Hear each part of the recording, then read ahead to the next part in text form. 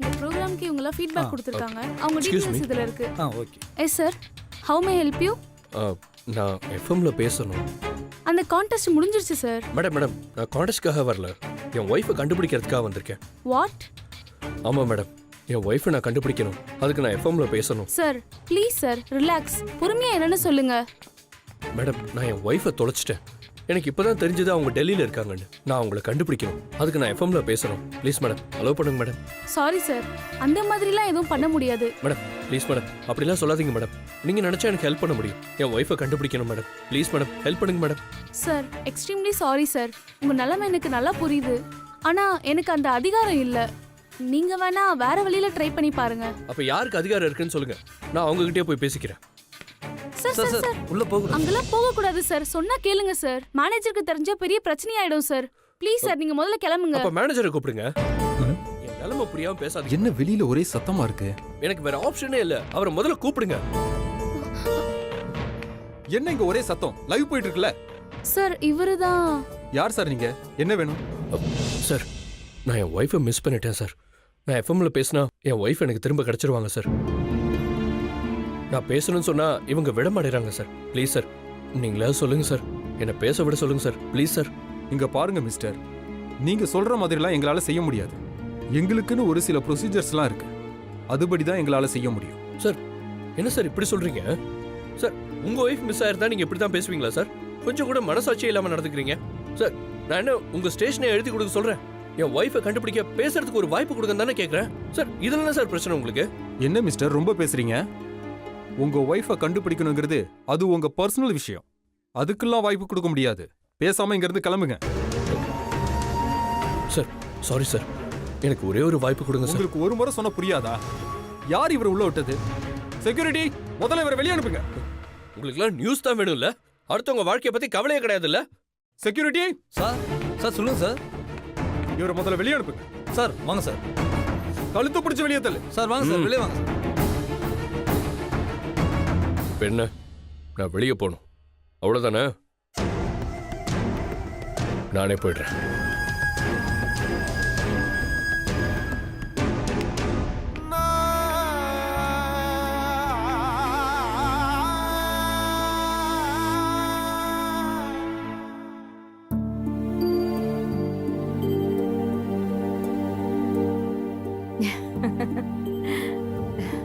மகி, சொல்லுங்கம்மா. என் பையன் கல்யாணத்தை நான் ரொம்ப கிராண்டா செய்யணும்னு ஆசைப்பட்டேன். ஆனா அவன் சிம்பிளா நடத்தணும்னு சொல்லிட்டான். இதுல ஒரு பெரிய சந்தோஷம் என்னன்னா, சக்தி இந்த வீட்டுக்கு மருமகளா வர்றதுதான்.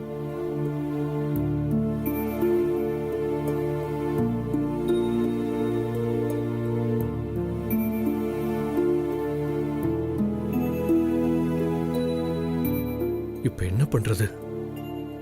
ரேடியோல சொன்னா என் சக்தி கேட்டுட்டு எங்க இருந்தாலும் தேடி வருவான்னு நினைச்சேன். ஆனா இங்க என்னன்னா பேசவே விட மாட்டேங்கிறாங்க. இதுல அத்தை வேற சக்தியை பார்க்காம சாப்பிட மாட்டேன்னு உறுதியா இருக்காங்க. இப்ப நான் என்ன பண்றது? எந்த பக்கம் பார்த்தாலும் கண்ணை கட்டி விட்ட மாதிரியே இருக்கு. கடவுளே, என் சக்தி எங்க இருக்கா? அவளை கண்டுபிடிக்க எனக்கு ஏதாவது ஒரு வழியை காட்டு.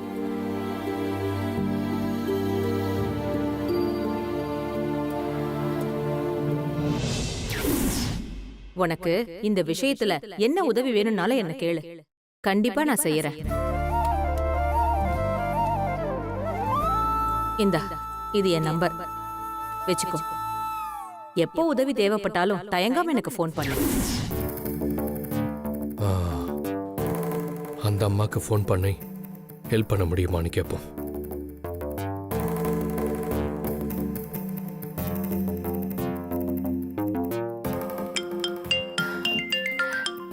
ஒரு நிமிஷம். ஹலோ. அம்மா, நான் சிவா பேசுறேன். சொல்லு தம்பி. அம்மா, அது வந்து அன்னைக்கு என்ன உதவி வேணாலும் கேளு, நான் செய்யறேன்னு சொன்னீங்களே. ஆமாப்பா. இப்போ எனக்கு ஒரு உதவி தேவைப்படுதுமா, செய்வீங்களாமா? என்ன வேணும்னு சொல்லுப்பா. அம்மா, நான் என் ஒய்ஃபையும் குழந்தையும் தேடிட்டு இருக்கேன்னு உங்களுக்கே தெரியும். அவங்கள கண்டுபிடிக்க எஃப்எம்ல அனௌன்ஸ் பண்ணலான்னு வந்தேன். ஆனா அதுக்கு அலோவ் பண்ண மாட்டேங்கிறாங்கம்மா. ஓ நீங்க சொன்னா என்ன பேச அலோவ் பண்ணுவாங்கம்மா. அப்படி என்ன பேச விட்டா என் ஒய்ஃபையும் என் குழந்தையும் நான் கண்டுபிடிச்சிருவேம்மா. ப்ளீஸ்மா ஹெல்ப் பண்ணுங்கம்மா. எந்த ஸ்டேஷன்ப்பா? ஆ, அம்மா அது ரெட் எஃப்எம் 93.5மா. சரி, நீ போனை வை, நான் சொல்றேன். ரொம்ப தேங்க்ஸ்மா. இதுக்கு எதுக்குப்பா தேங்க்ஸ்? உன்னோட கஷ்டம் எனக்கு நல்லா புரியுது. நீ உன் குடும்பத்தோட சேர்ந்தா அதுவே எனக்கு போதும்.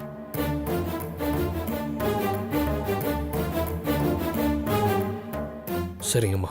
ஆ சரி, நான் சொல்றேன், நீ போய் பேசிக்கோ. ஆ ம். சக்தி, ஒரு நிமிஷம். ம்.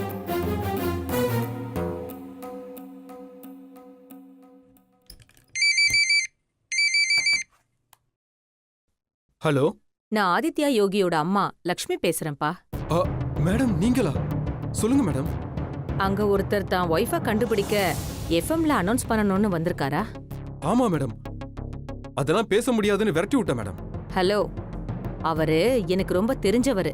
ஆ, முதல்ல அவரை கூப்பிட்டு சாரி சொல்லிட்டு அவரை பேசுறதுக்கு அலோ பண்ணுங்க. இல்லனா என்ன நடக்கும் தெரியும்ல? ஐயோ மேடம், அவரு உங்களுக்கு தெரிஞ்சவர்னு எனக்கு தெரியாது மேடம். அதான் தப்பு நடந்துருச்சு. என்ன மன்னிச்சிடுங்க மேடம். இதோ இப்பவே கூப்பிட்டு பேச வைக்கிறேன். Sorry madam. இந்த சாரியை நீங்க அவர்கிட்ட சொல்லுங்க. Okay madam. சரி. சாரி சக்தி. பரவாயில்லம்மா. ஒரு பையனை கோவில்ல பார்த்தேன். ரொம்ப நல்ல பையன். தன் பொண்டாட்டியையும் குழந்தையையும் தொலைச்சிட்டு தேடிட்டு இருக்கான்.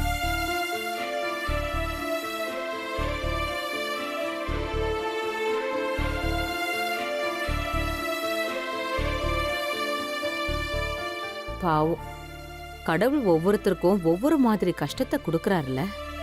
ம்.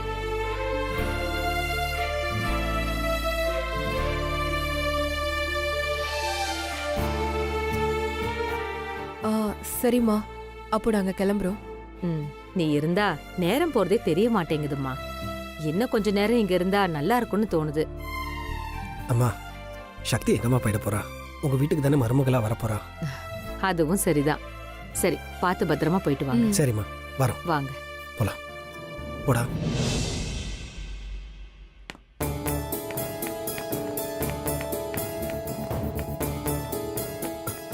Sir sir sorry sir. நீங்க லக்ஷ்மி மேம்க்கு தெரிஞ்சவங்கன்னு முன்னாடியே சொல்லியிருக்கலாம்ல சார். சொல்லுங்க சார், நான் என்ன பண்ணணும்? சார், என் ஒய்ஃபை பற்றி நான் பேசணும் சார். அதை எல்லாரும் கேட்கணும். என் ஒய்ஃப் எங்கே இருந்தாலும் என்னை தேடி வரணும் சார். நானும் என் ஒய்ஃபும் சேர்ந்து சந்தோஷமாக வாழணும் சார். இப்போ என்ன சார், நீங்க எஃப்எம்ல பேசணும் அவ்வளவுதானே? ஆமாம் சார். ஷீலா, இங்க வாமா. சொல்லுங்க சார். இப்போ என்ன ப்ரோக்ராம் போயிட்டு இருக்கு? நேரடி உங்களுடன் லவ் சார். நல்லதா போச்சு. Okay sir. ஆர்ஜே யாரு? பிரியா தானே? ஆமா சார். ஓ, அப்போ ஒன்று பண்ணுங்க. ம். பிரியா கிட்ட சொல்லி இன்னைக்கு புதுவிதமான டாக்குன்னு சொல்லி இவரை பேச வைக்க சொல்லுங்க. Okay sir. ம். சார், நீங்க இவங்க கூட போங்க. என்ன பண்ணணும்னு சொல்லுவாங்க. ரொம்ப நன்றி சார். It's okay sir. வாங்க சார்.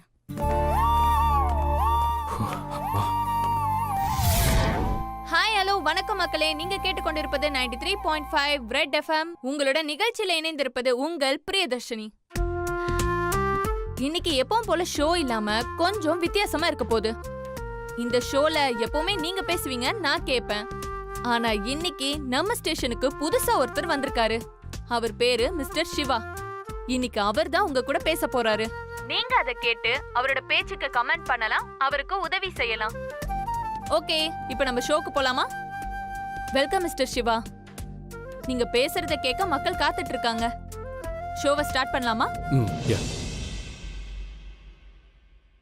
எல்லாருக்கும் வணக்கம். இது வரைக்கும் நீங்கள் இந்த ப்ரோக்ராமை விரும்பி கேட்டுட்டு இருந்திருப்பீங்க. இன்னைக்கு அது என்னால் டிஸ்டர்ப் ஆயிடுச்சு. முதல்ல அதுக்கு உங்கள் எல்லார்ட்டையும் நான் மன்னிப்பு கேட்டுக்கிறேன். நான் ரேடியோவில் பேசுகிறதால நான் ஒரு பெரிய விஐபி எல்லாம் இல்லை. உங்களை மாதிரி நானும் ஒரு சராசரியானவன் தான். அப்புறம் எதுக்கு இங்கே பேச வந்திருக்கேன்னு உங்களுக்கு தோணும். ஏன்னா நான் என் உயிரை தொலைச்சிட்டு தேடிட்டு இருக்கேன். நான் என் உயிர்னு சொன்னது என் மனைவி சக்தி.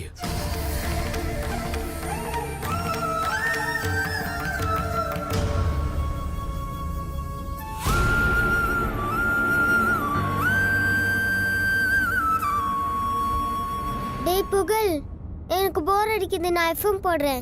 சரி போடுறா.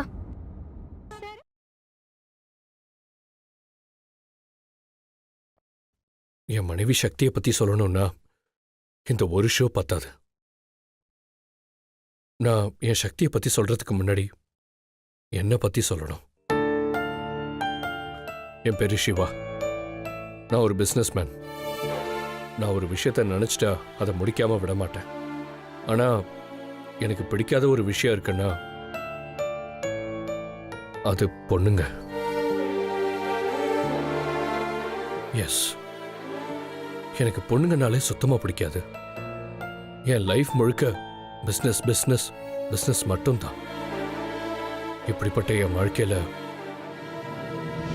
என் சக்தி வந்தா.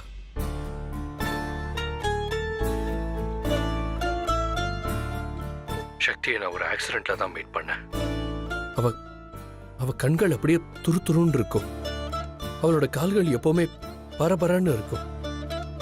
அவ கைகள்ல ஒரு வீரம் இருக்கும். மொத்தத்துல எல்லா குணங்களையும் கொண்டவன் என் சக்தி. என் சக்தியை நான் முதல் தடவை பார்த்தப்போ எனக்கு அவளை சுத்தமா பிடிக்கல. ஆனா விதி எங்களை வாழ்க்கையில ஒண்ணு சேர்த்துருச்சு.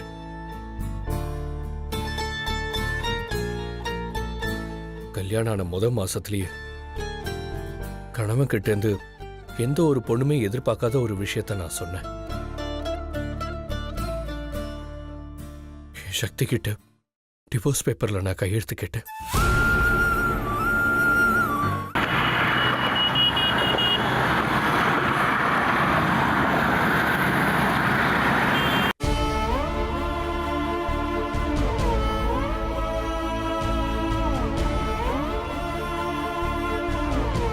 எஸ், எனக்கு உன்னை பிடிக்கல, என்னை விட்டு போயிடுன்னு சொன்னேன்.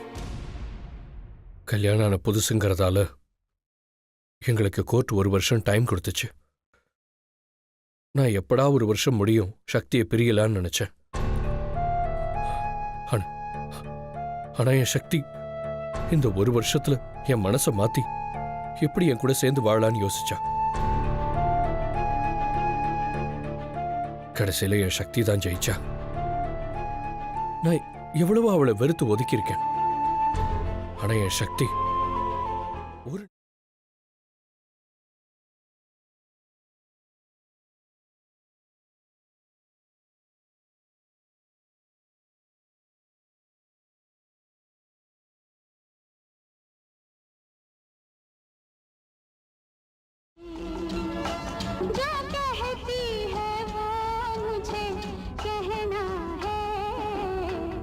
ஓல்டு சாங்கா இருக்கு. ஏதாவது புது பாட்டா இருந்தாதான் கார்ல போகும்போது கேட்கறதுக்கு நல்லா இருக்கும்.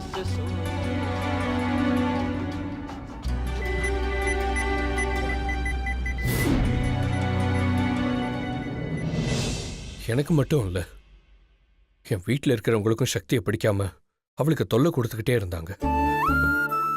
ஆனா அதை பத்தி என்கிட்ட ஒரு வார்த்தை கூட சொன்னதே இல்லை. எல்லாத்தையும் அவளுக்குள்ளேயே வச்சுக்கிட்டா. எல்லாத்துக்குமே ஒரே காரணம், என்ன அவ அந்த அளவுக்கு காதலிச்சா. என்னையும் அவளை காதலிக்க வைப்பேன்னு சவால் விட்டா.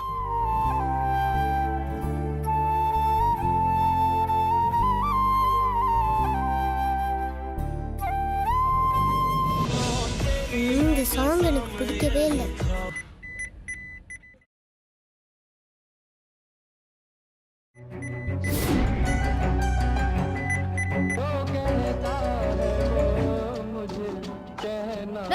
நீ இப்போது ஜெனரேஷனா இல்ல அந்த காலத்து மனுஷனா? பழைய பாட்டு போய் கேட்டுட்டு இருக்க? எனக்கு இந்த பழைய பாட்டு கேட்கறதுக்கே பிடிக்காது. இரு நான் மாத்துறேன்.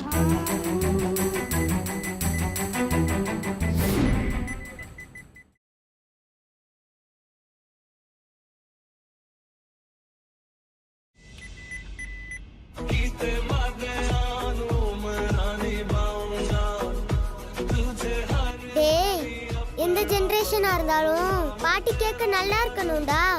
பழைய பாட்டு தான் கேட்க நல்லா இருக்கு.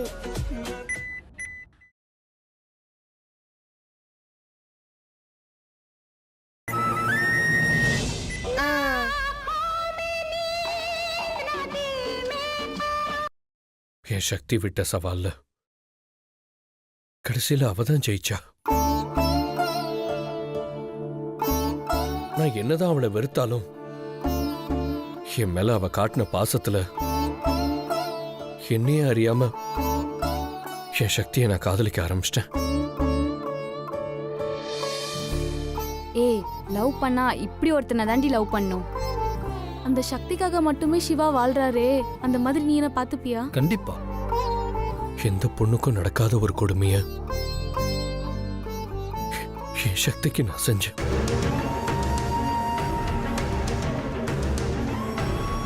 எஸ், எனக்கு ஒரு ஆக்சிடென்ட் ஆயிடுச்சு. அதுல பழசெல்லாம் நான் சுத்தமா மறந்துட்டேன். ஆனா என் சக்தி மேல இருந்த காதல்னால அவளை மட்டும் என்னால மறக்கவே முடியல. என் ஆழ் மனசுல சக்தியோட நினைப்பு மட்டும் இருந்துச்சு. ஆனா சக்தி யாருன்னு தெரியாம வேற ஏதோ ஒரு பொண்ண சக்தின்னு நினைச்சு வீட்டுக்கு கூட்டிட்டு வந்துட்டேன். Oh my God! நினைச்சேன், எந்த ஒரு பொண்ணால தான் புருஷன் இன்னொரு பொண்ணு கூட இருக்கிறத பார்த்துட்டு சும்மா இருக்க முடியும்? அதனாலதான் சக்தி வீட்டை விட்டு போயிட்டாங்களா சார்? இல்லைங்க. இல்லையா? அப்புறம் எதுக்கு சார்?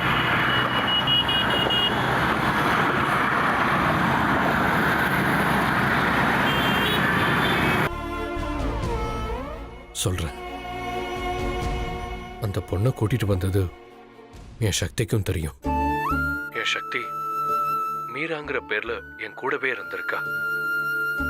எனக்கு வர இருந்த பல ஆபத்துல இருந்து பல தடவை என் உயிரை காப்பாத்திருக்கா. ஒரு கட்டத்துல நான் சக்தின்னு நினைச்சிட்டு இருந்த அந்த பொண்ணு கூட எனக்கு கல்யாணம் முடிவாயிடுச்சு. ஐயோ சார், அப்புறம் என்னாச்சு? எனக்கு பழைய நினைவுகள் வர்றதுக்காக நான் ட்ரீட்மெண்ட் எடுத்துக்க போனேன். எனக்கு நம்பிக்கை கொடுத்து என் கூடவே துணையா இருந்து எனக்கு நினைவு வந்தா உண்மை தெரிஞ்சு நாங்க ஒன்னா சேர்ந்து வாழ்வோன்னு நம்பிக்கையோட சக்தி இருந்திருக்கா. ஆனா என் கெட்ட நேரம்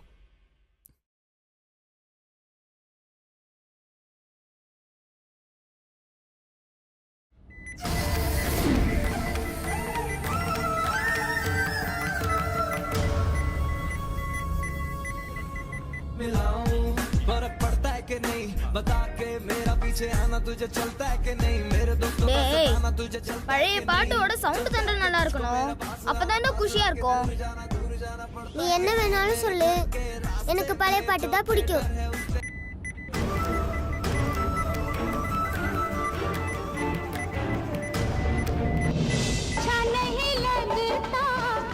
முடியவே முடியாது, எனக்கு புது பாட்டு தான் பிடிக்கும், அதான் நான் கேட்பேன்.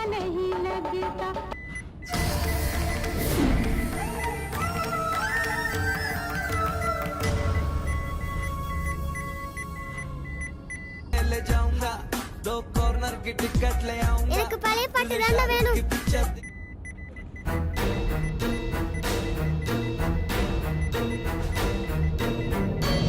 எனக்கும் சக்திங்கிற பேர்ல இருந்த அந்த பொண்ணுக்கும் கல்யாணம் வரைக்கும் போயிடுச்சு.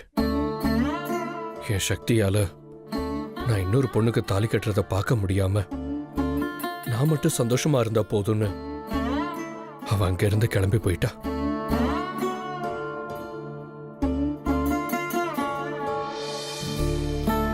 சார், அப்போ உங்களுக்கும் அந்த பொண்ணுக்கும் கல்யாணம் ஆச்சா இல்லையா சார்? இல்ல, தாலி கட்டுற நேரத்துல எனக்கு தலையில அடிபட்டு பழைய நினைவுகள்லாம் திரும்ப வந்துச்சு. என் சக்தி என் நினைவுக்கு வந்துட்டா. Super sir. அப்போ உடனே சக்தியை நீங்க தேடி கண்டுபிடிச்சிருக்கலாமே. கல்யாணம் பண்ணிட்டு பின்னாடி பழைய நினைவுகள் வந்துட்டா நாங்க அவளை தேடி கண்டுபிடிக்க கூடாதுன்னு தான் சக்தியோட ஃப்ரெண்டு ஒருத்தவங்க ஆக்சிடென்ட்ல இறந்துட்டாங்க. அவங்க தான் சக்தின்னு எங்க எல்லாரையும் நம்ப வச்சுட்டா.